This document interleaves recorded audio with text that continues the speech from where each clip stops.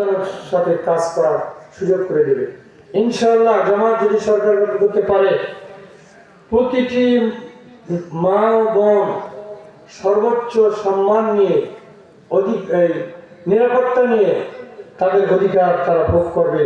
বাড়িতেও নির্যাতিত হওয়ার সুযোগ ইনশাল্লাহ থাকবে না, রাস্তাঘাটে অফিস আদালতে কোনো জায়গায় নয়। আল্লাহর নবীকে জিজ্ঞাসা করা হলো, এই দুনিয়ায় আমার কাছ থেকে সম্মান পাওয়ার অধিকারী সবচেয়ে কে? আল্লাহ নবী বলেন তোমার মা। আবার জিজ্ঞাসা করো, তারপরে কে? বলেন তোমার মা। তারপরে কে? বলেন তোমার মা। তারপরে কে? বলেন তোমার পিতা। এই হাদিস শুনেছেন আপনারা?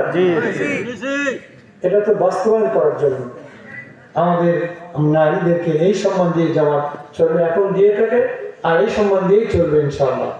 ভুল কথা তারা বলেন আমরা বেরোতে দেবো না, না, এটা নয়, এর নাম পর্দা নয়।